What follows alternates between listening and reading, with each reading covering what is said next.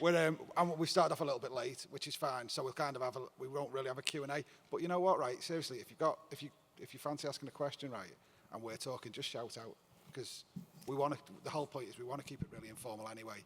Or throw something if you want to. Yeah. So, I'm not really okay with that. I don't think so. Oh, you can walk down. There's a microphone down there. But kind of, if you want, just wave and we'll get your question answered anyway.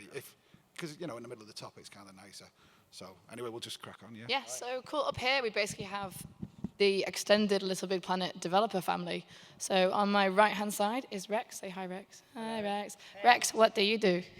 I started off as an artist really, and I did the sort of art style of LittleBigPlanet. Should I hold that? Yeah, thanks. I can hold things and talk at the same time.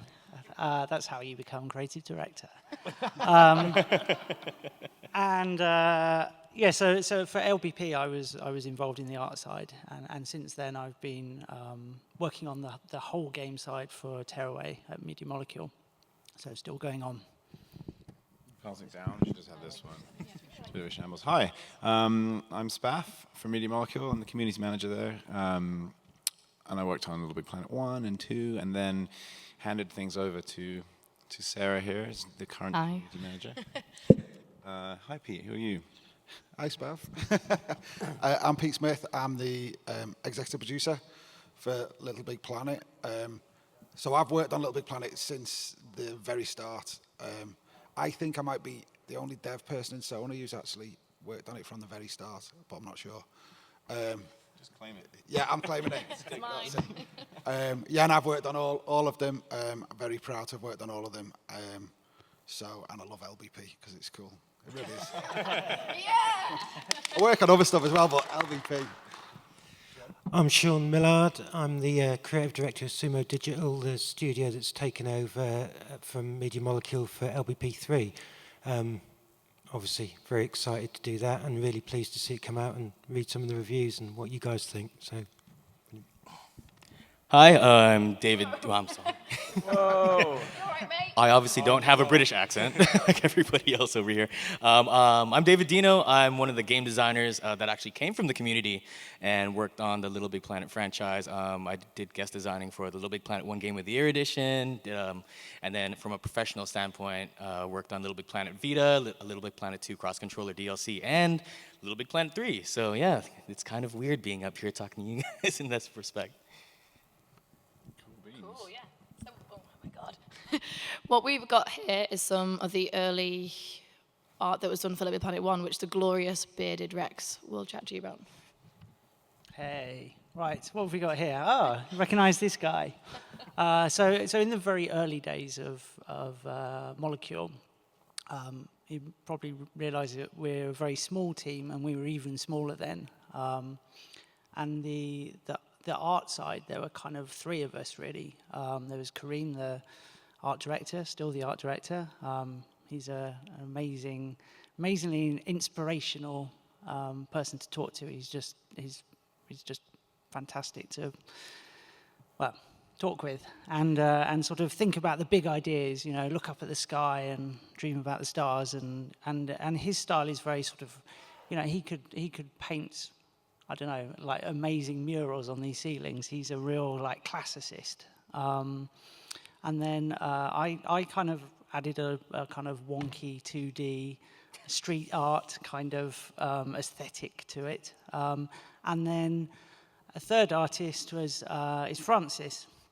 And Francis he's just an incredible animator, and he draws like an animator. He always draws everything in a red pencil or a blue pencil. I don't know why animators do that, but it seems to be their thing.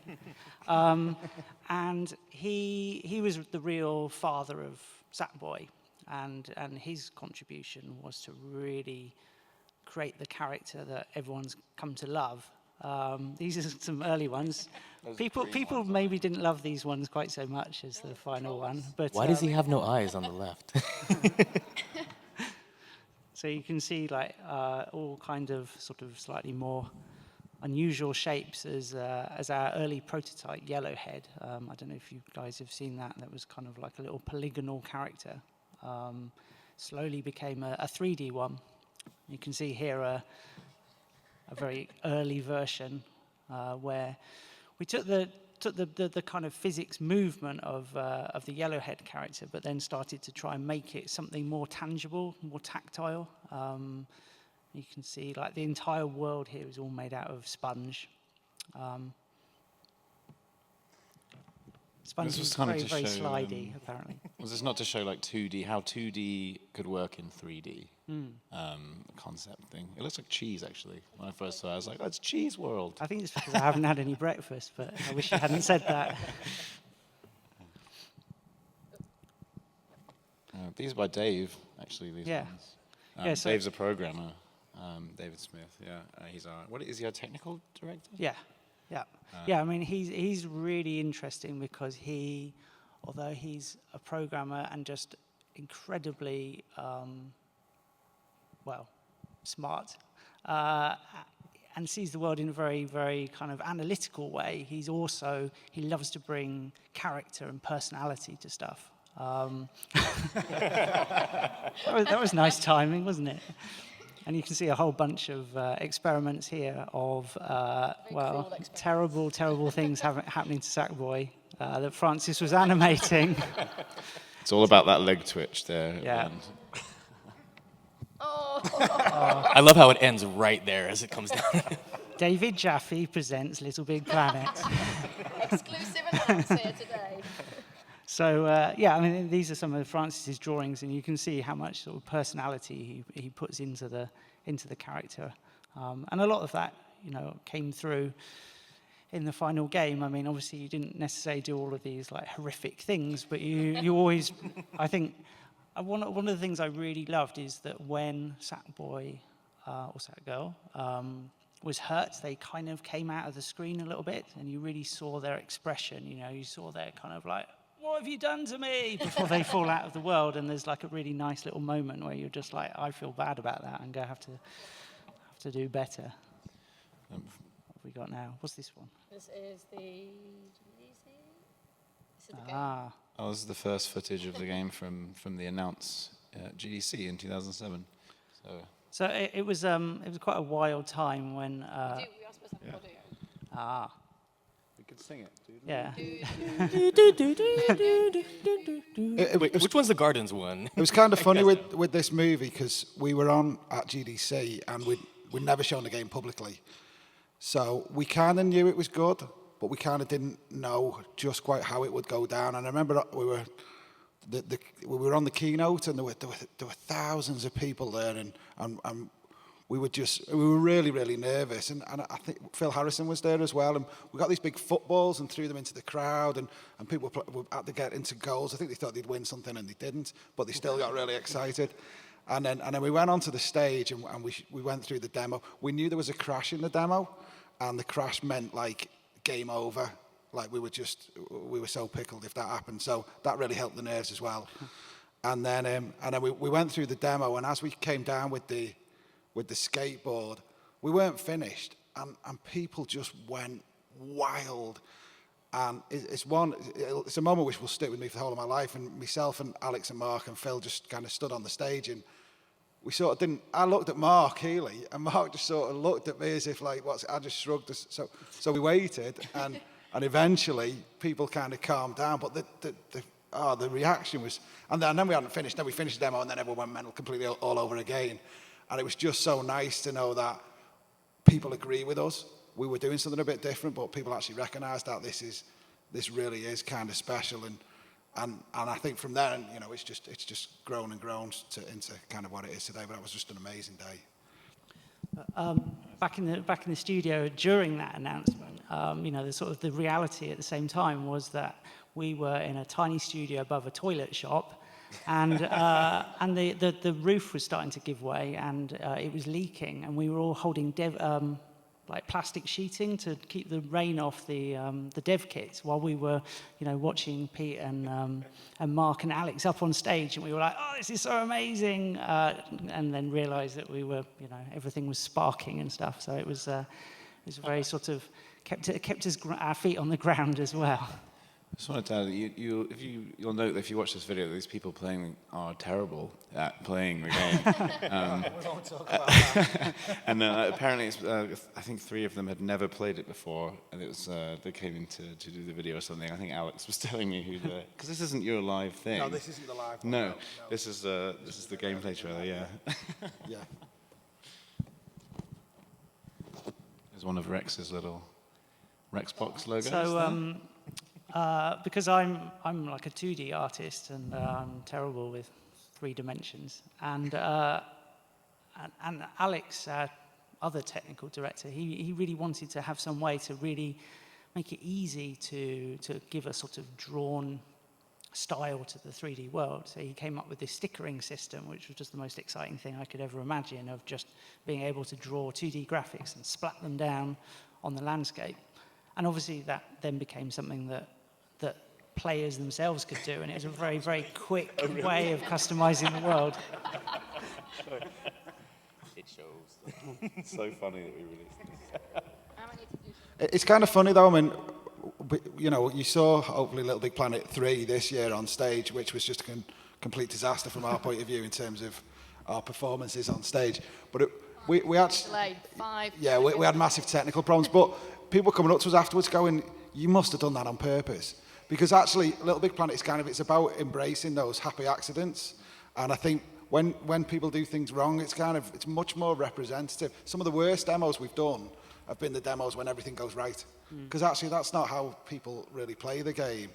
And I think even when we were doing it at the very first announce, there was things going wrong. People didn't realise they were going wrong, and we were like, "Oh no, that's gone wrong." I think Mark put a Dealy Bopper decoration in the wrong place, if you know what I mean, which he wasn't meant to do. And most people didn't notice, but it was a little bit rude. But we got away with it. So. He probably did that. I think you know what? I think he did.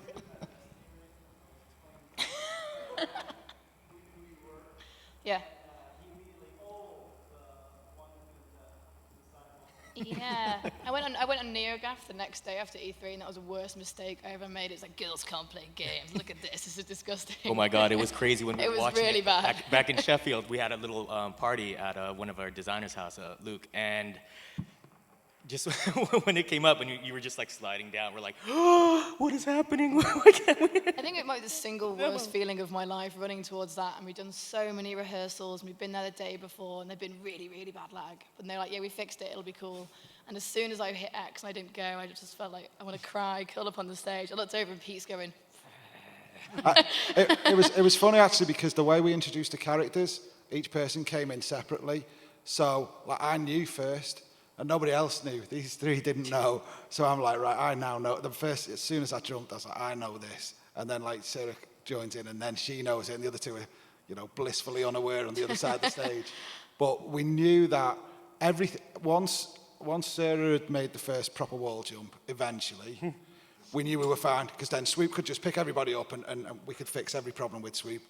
But if Sarah didn't make the first one, it was like demo over. So as you were just missing it, I'm thinking, oh no, come on. But again, everyone was really behind us, and it really helped actually, and it relaxed all of us. Because we were just like, oh, you know what? It's all going completely wrong. Let's just go for it. There's nothing else can happen. So, but that was another amazing announce. Actually, it was really nice after being away between Little Big Planet 2 and Little Big Planet 3 for quite a while, to actually see that people still really, really loved Little Big Planet and Sackboy, and that was awesome. I think it's cool because we were the only game that pretty much didn't leak for the conference. And Yes. for 3 days before, we were like, it's going to happen today, maybe tomorrow, maybe soon, because we just couldn't believe we'd be that lucky. I think the best thing that happened, obviously we transitioned the developers, which wasn't public knowledge. And about a month before E3, Media Molecule put out a tweet saying, we're not at E3 and we're not showing anything. Thanks. So on all of the speculation, there was never speculation about Little Big Planet, because Media Molecule had said that they weren't showing anything. And then obviously we came along with the new developer, and it just came from nowhere. And, surprises are so few with everything leaking, so that was kind of cool. Which kind of, I guess, brings us on quite nicely to, the sort of the transition of Little Big Planet moving from Media Molecule over to Sumo.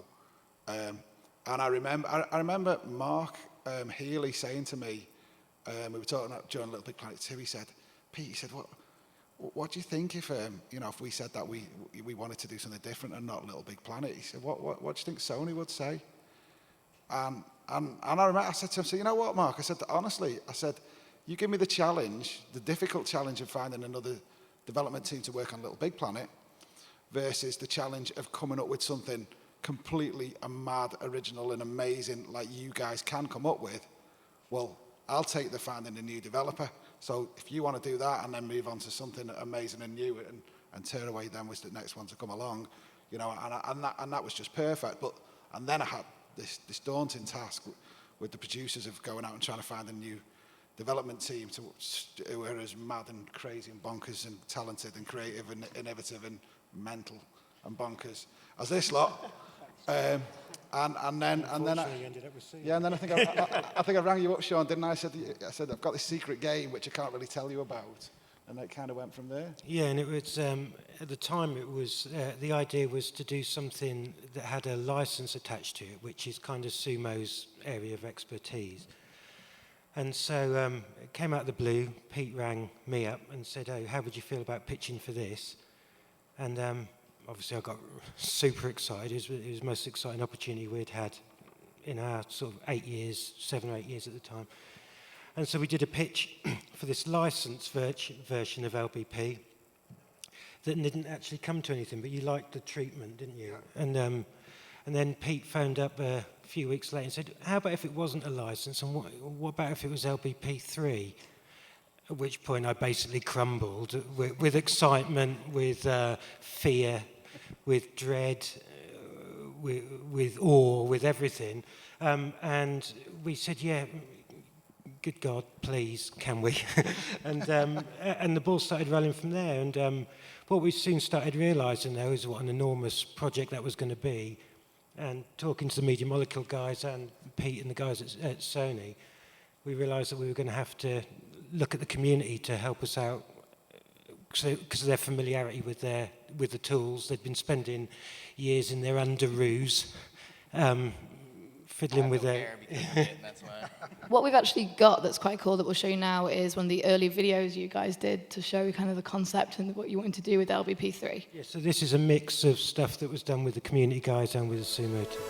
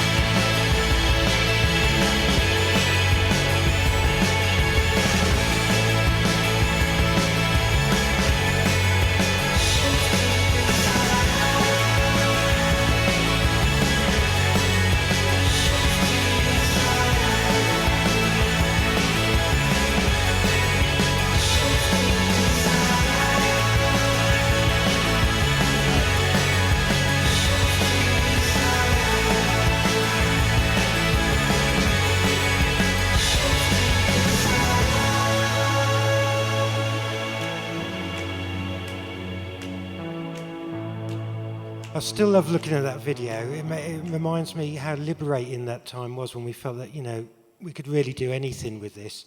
And we tried so many different things. We knew that we wanted to do something that was huge. We wanted to make a really big adventure.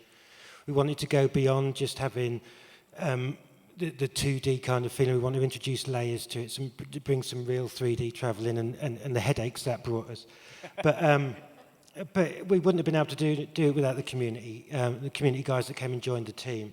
And yeah, that video especially really reminds me of like a couple of years ago, 2 or 3 years ago, where the world was our oyster at that point. It was a really exciting time. We actually had 30 layers in that particular demo, and that was a bit too mind-blowing, to be fair. So it was quite a funny time because we showed that was actually an internal video shown to marketing, and it was just there was so much stuff, so many new features, and I'd encourage you, if the more you watch that, you go, oh, that's that, and that's the hook hat, and there's so many things in there which actually. It's a really good example of how things evolve and iterate. You can definitely see the first version of Oddsock there with the blue fox, who was called Rusk at the time. And she, to begin with, she was going to be a character that you came across in the first level, and she was going to be your steed, and you were going to go on adventures with her as a partner throughout the game. And then later on in development, we all had a chat and thought it'd be great to have some extra playable characters in. So from the start, we wanted to do something a little bit different with the characters. We wanted to make them a little bit more interactive, a little bit more important to the game than had happened in previous ones. We didn't, at the time, though, we didn't anticipate these furry fat fellows taking over as they have done. The egg one's awesome, isn't it? The egg one's good, yeah. But you can see it took quite a while to work out the silhouettes of the characters, how they were going to work, what their powers could be, and importantly how they're all going to work together. And still, that's a bit of a head spin when you're trying to make something for them all to work with. I like that version; it's good. Toggle. Yeah, we'd call him the Giant back then, and he pretty much kept the same stuff that you obviously see now with Toggle, when he can move heavy things, so on and so forth. But I think that was this Toggle character was kind of inspired by a creator that you guys may have heard of, Steve Big Guns. In real life, he really does have huge muscles, so it's pretty intense. He just runs everywhere like Forrest Gump, eating chicken and vegetables. He's a genuine weirdo. Yeah, but he's pretty amazing.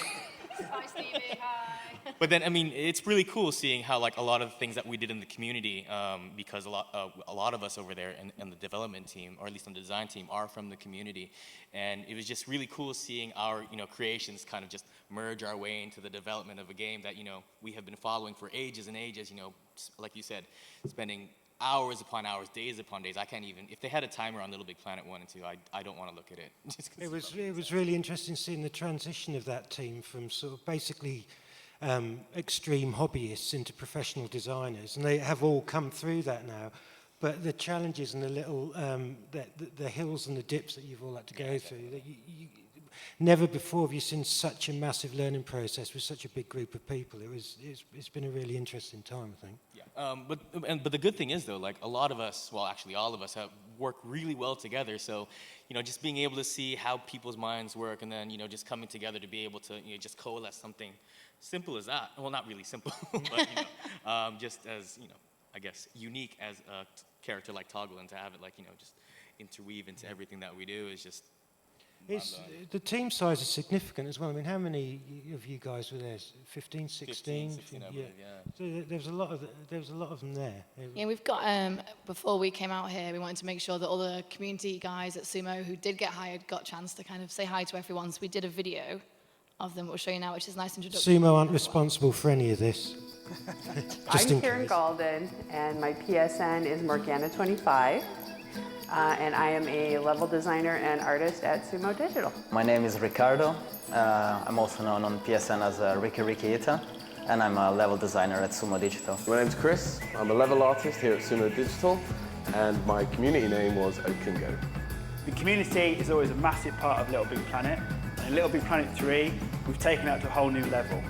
We've hired the top community creators from around the world, completely crazy different job titles, and they've come and they've actually built sections of the game, and they've become level designers in LittleBigPlanet 3. These guys have made amazing levels in LBP 1, in LBP 2. The levels I'm known for, it started with the Chromastone series. Little Big Me. Mostly Cyberstrider. The Azure Palace. And then my MM pick one is Sacrifice. That's got the most plays. And they're from all around the globe, from loads of different professions. Before coming to Sumo Digital, I was working as a graphic designer in Paris. I worked as a design engineer. I was self-employed, designing and building laser systems for the entertainment industry. I worked a series of dead-end jobs, to be honest. I was chicken a fork fitness later. instructor. Work out. And now they're in the studio making awesome levels in LBP3. What does LittleBigPlanet mean to me? Opportunity. A freedom of expression. More of everything. Bigger, better, wilder, the whole nine. Long nights and takeaways. What did I enjoy the most? People all around the world get to play something that I made. That's one of my dreams, actually. For a start, I love that I was working on Little Big Planet. Just working on the franchise is pretty amazing. Probably working with the industry veterans here, the really talented artists who've been around for ages, and just how generous they were with their time and talent. And The friendly people that we get to work with. You know, there's a lot of talented people, it's a lot of fun, and have an excellent time. Being able to work with so many awesome creators from the community that were just brought in to work on the team. What do I expect the community to do? I expect them to make everything. They will definitely go above and beyond what we've done with the game. From now, there'll be like, you know, a gajillion new levels that are just all gonna make us go like, what? What I don't expect them to do, they're gonna make everything. One of the things I really want to see come out of the community is making really, really cool power-ups, from like flaming dinosaur swords to banana nunchucks to even Crazy epic cutscene. Work out little tricks with the tools that let them bend the rules of the engine. I want odd-sock levels. I want lots of odd-sock levels. Team odd-sock. RPGs, open world levels. chicken and forkinators. We just wanted to say To Sony, To Sumo Digital. To Media Molecule. And of course to our awesome community. Thank you very much. For all support, and thank you. You guys make it for us. Thank you. Thank you. Thank you. thank you. A massive thank you. Big thank you. Thank you. There's no way the game could have been made without those guys, and it can't be overstated. It can't be overstated how well they've worked, how hard they've worked, and how their ideas have come out. They've been brilliant. Man, I get so many feels, the feels The from that feels, all the video, feels. because those. So as a community manager, like I hung out with all those guys when they were making things for fun for so long, and we met at events, and we had fun at We game soon took the jams. fun out of that. Yeah. You know, we worked together, yeah. But I don't know, I'm so proud, and it's so amazing to see them, you know, elevated up, and they've been brought fully into the fold. And Without exception, they've all become professional designers. They've been brilliant. it's amazing. I think one interesting thing was we realised we were creating ourselves a little bit of a problem, because we kind of got the best creators that were out there and kind of retired them all from the community. And all of a sudden, these people were just disappearing. It's all this speculation, like, where is Stevie Big Well, Guns? one of the highlights was there was an RIP Stevie Big Guns level because he hadn't published anything for a while. That was brilliant. Because when they became professional creators, all of a sudden they couldn't make any levels for the community. So we had to stay. Unfortunately, look, you know, you need to keep focused on the game, and all the levels disappeared. And then, brilliantly, you know, people just came along, filled their places, and you know, now it's kind of it's not even noticed because there's so much amazing, truly amazing content. It's really cool because the community, I think, in itself is just, you know, it really helps curate its own, you know, really cool ideas, so on and so forth. You have, you know, great fan sites like Little Big Planet Central that look out for all the really cool levels and whatnot, and, you know, try to, you know, give it to you guys. Because, I mean, you don't just create in Little Big Planet. You play, you share. I mean, there are different pillars that you can actually do with the entire game. You don't necessarily have to be a creator to love it, but, you know, it's the fact of the matter is that, you know, these guys over here, they've been able to, you know, give us the opportunity to, you know, to just work on a fantastic franchise. And I mean, before I started working as, you know, a designer in Sumo Digital, I used to do healthcare risk analysis. So it's just really weird jumping from like one end to the other. It's one of those things like you sit down and you're thinking to yourself when you play a video game, oh, I think I can make that. Oh, I think I can make that. Nah, not really. But then, you know, with Little Big Planet, I was able to actually, you know, not have to necessarily go through like huge hoops to put my ideas on the big screen. And, you know, thanks so much, guys, really. And I think it's really cool. I think on a personal level, I remember coming in and the first thing everyone said was, oh, Spaff was the community manager before you. And there was this instant fear of, oh goodness, he's had this community for years, everyone knows him, or the creators. There was this, oh hi, I'm the new guy, and I don't have a beard, which put me at an immediate disadvantage. But I found the Little Big Planet community was so immediately welcoming to Sumo and to XDev who were working on it. And even here, I recognize most of you guys, apart from playing Destiny together. And I think it's great is that we've been doing a territory tour recently. So we've been all over Europe, and we've had at least every event, there's been one community member who's a creator who has traveled. Like one guy went 4 hours around Madrid to come and see us to give us a Sackboy toy.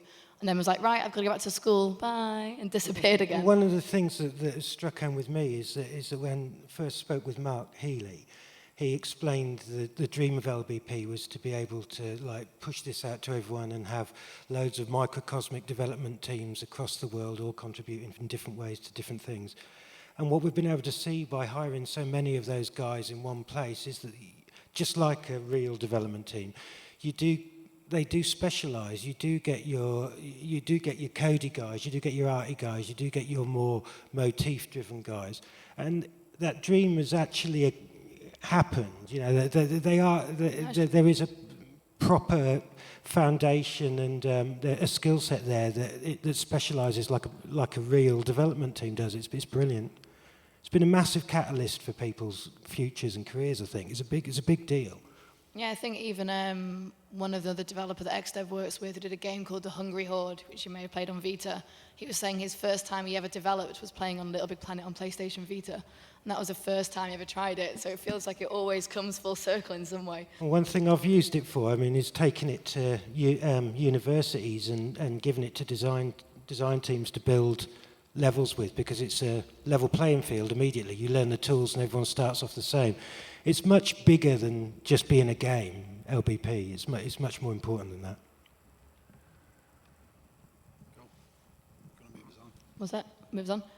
Yeah, so kind of what I want to talk about next is why we say we have 8 minutes, but I don't really think we actually have 8 minutes. We have as much time as we can kind of wangle, is what we're kind of looking to do next for the franchise. What we've got up here is, last week was our Metal Gear Zero's DLC release. Ground Zeroes, yes. Ground Zeroes. Always get that title wrong. Hot Sock Tank is the best. And then next year, we're doing our own Galahad Sackboy. And I think it's interesting to, obviously, Sumo, we've got so many great ideas for, oh, your hands up. How many airballs did you need for that? We modelled it after Rex and Spaff. I think one thing I really love about Little Big Planet is the DLC. And I remember some conversations really in the early days where we were chatting at Media Molecule about, wouldn't it be awesome if we could get, I imagine getting a Batman costume or, like a Spider-Man or, and we thinking, oh yeah, that's just pie in the sky, that'll never happen. And since then, virtually, with the odd annoying exception, everybody that we approach just always wants to work with us to do costumes. It's just amazing, because all you have to do is dress Sackboy up in whatever their costume is, and they just love it, because it's just done in such a playful way. And after that point, then we went on and we've done so much cool DLC, which I think it's just really nice. Now you go on the store, it's not about saying, oh, I'll go on and get the Little Big Planet costume. It's like, blimey, I'll just go on and get whoever my favourite kind of character is. And it really helps to just kind of keep the game out there, the whole game is just an inspiration to the community, to give them ideas for what they can create. And then I think give them extra assets as well to make things around the kind of brands that they love. And the DLC has just done that. We've constantly just been able to put out more and more DLC. And that's something which will continue, definitely. And we're always trying to look for new ways of just trying to inspire the community with whatever we can get. And I think this is just such a cool way of doing it, and really helps just expand the whole franchise.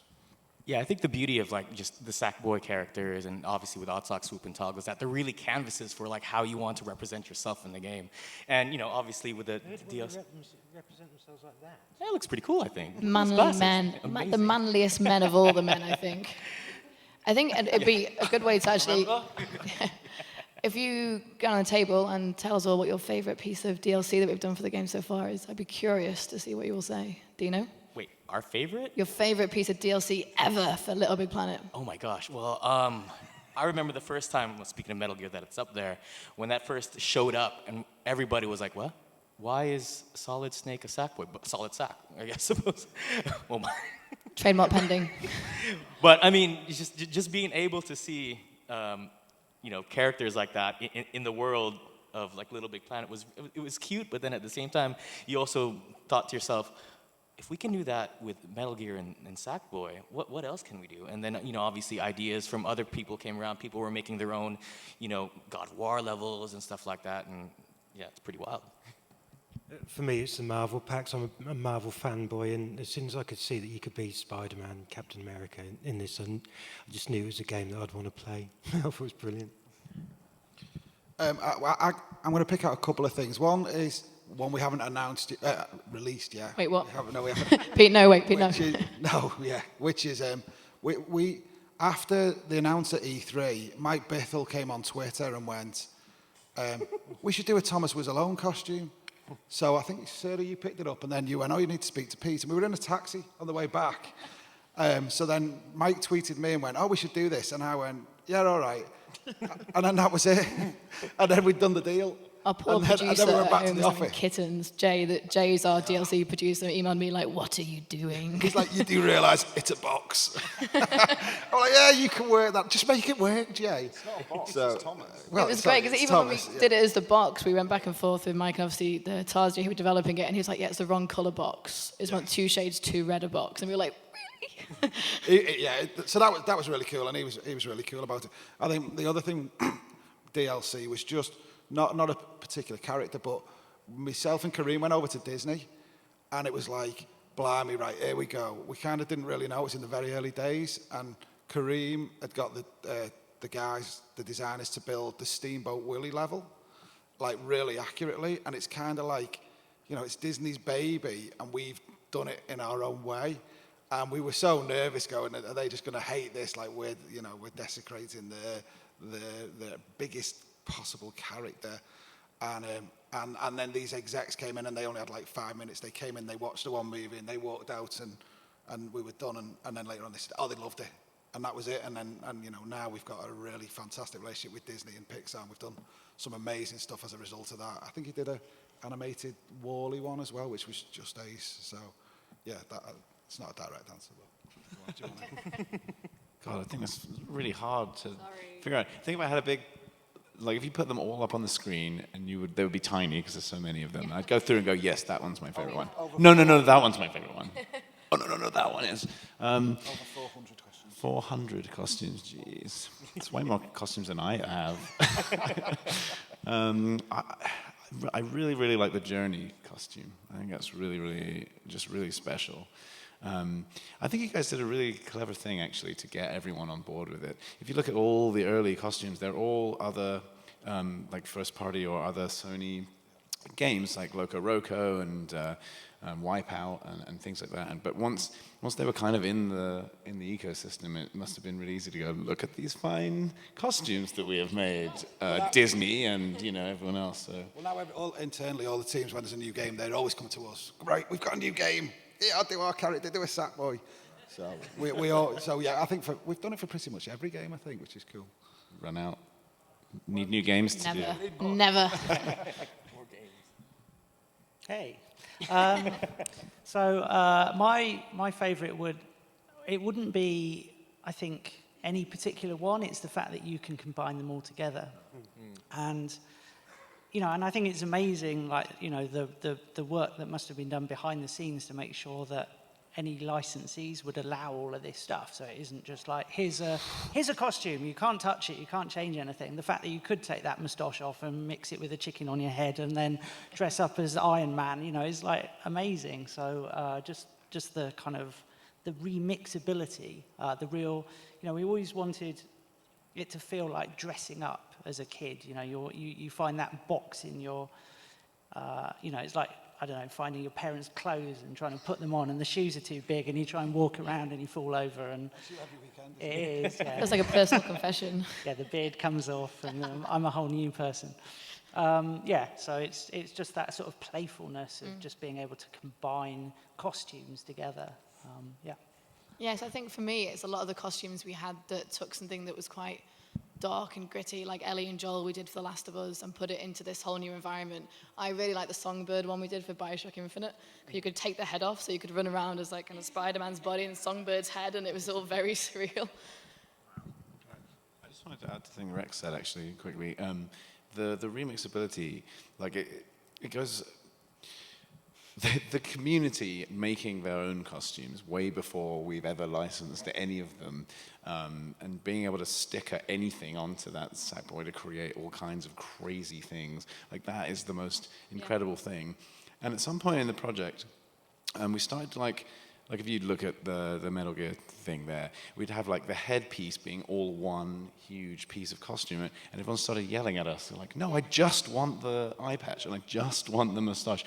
And when we'd release like a really amazing pack, I don't know, we'd always look at them and go, the community's going to really love the wig on this one. That they might not be into the... people buy like the Final Fantasy pack just because they want Cloud's hair, but they don't care about the rest of it, I think we're going to get blown up. Nice. Cool. It's a very ominous countdown over there. DEFCON 1. Yeah, we've got like 10 seconds at least before we all die, so sorry you guys came, sorry. Mine is the last voice you will ever hear. So I think, unfortunately, we're going to have to wrap it up there. I think we've got a few minutes we can wiggle questions, I think. Yes. No? There's an ominous man in the back. Yeah, we'll hang around outside, certainly. Thank you, everyone, for coming. I know we were a long way away from the show. But that stopped beeping. That's really ominous. And I love my mum and my dad, and I want to live. Well, thanks for coming anyway. Thank you. Thanks, everyone. Yeah, thank you, everybody.